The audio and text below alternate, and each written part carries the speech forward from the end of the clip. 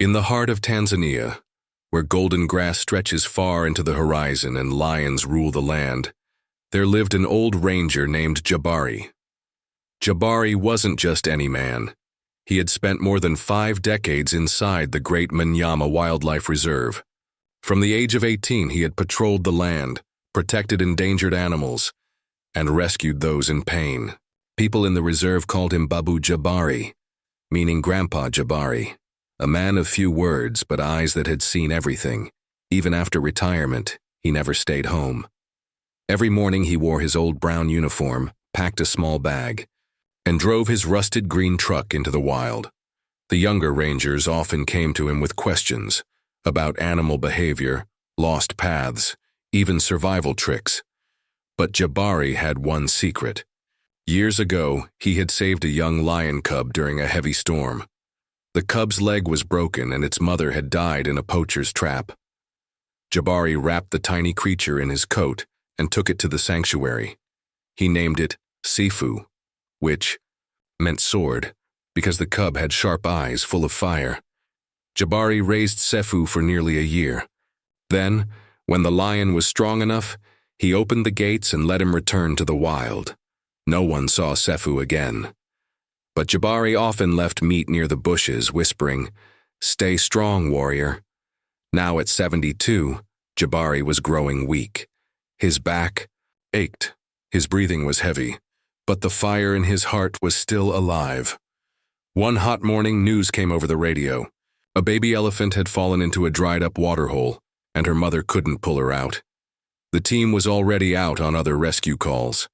Without hesitation, Jabari grabbed his cap, jumped into his truck, and drove toward the southern plains. Sun was cruel. The temperature had crossed 44 degrees. Dust clouds followed his truck as he sped across the bumpy road. His hands trembled slightly as he held the wheel. Reaching the location, he saw the baby elephant trapped, crying softly. The mother stood nearby, helpless and confused. Jabari calmed the mother by speaking in his soft, rhythmic voice.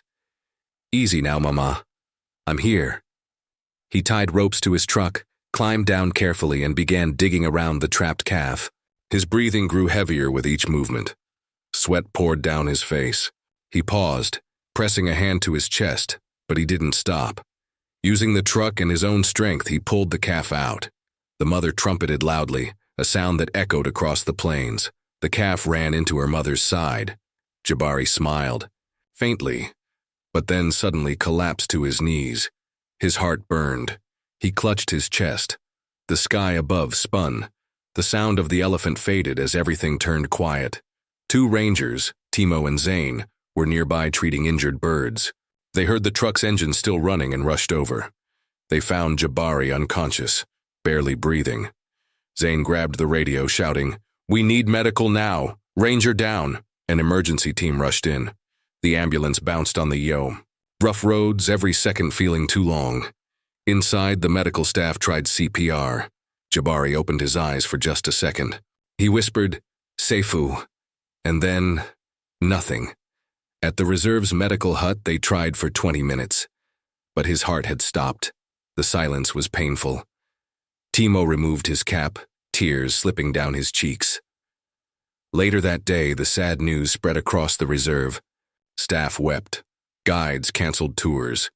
Even the animals seemed quieter. According to Jabari's final wishes, the funeral would be held at the sanctuary, under the big baobab tree, where he used to rest during patrols. The next morning, the sky was painted in soft orange. A wooden bed was placed in the center of the courtyard. Jabari's body lay on it, peaceful, dressed in his ranger uniform. Flowers were laid around him. Dozens of rangers, trackers, vets, and even nearby villagers arrived. Zane placed Jabari's old notebook near his heart. Timo held his walkie-talkie close to his ear, replaying his last call. Suddenly, a deep growl echoed from the reserve gate. Heads turned. From the trees emerged a massive male lion. It walked slowly, not with anger, but with a strange calm. Its golden mane blew with the wind. Across its left side was a large faded scar. The lion walked straight through the silent crowd. Timo's eyes widened. That scar, It's him. That's Seifu.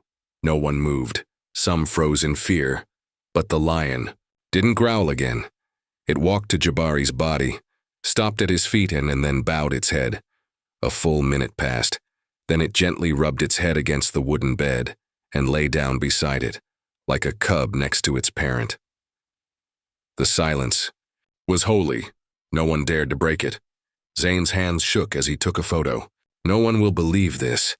Tears ran freely now. Some whispered prayers.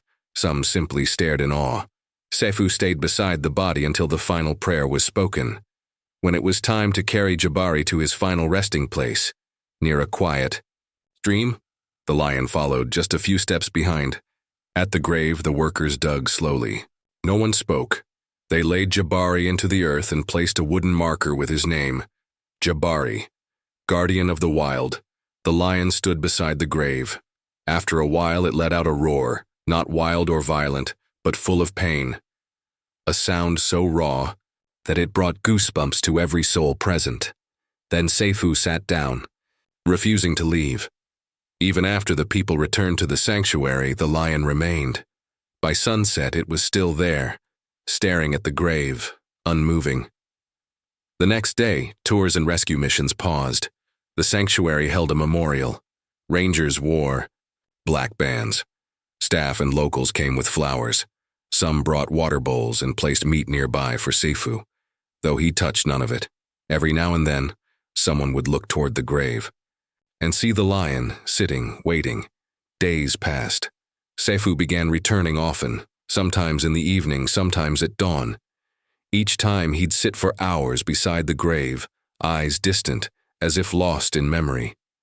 Timo once whispered, "He's not just a lion anymore.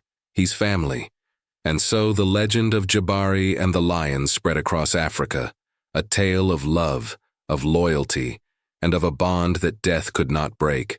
And every time a lion roared in the distance, the people of Manyama Reserve would smile sadly and say, "Seifu is visiting his friend again."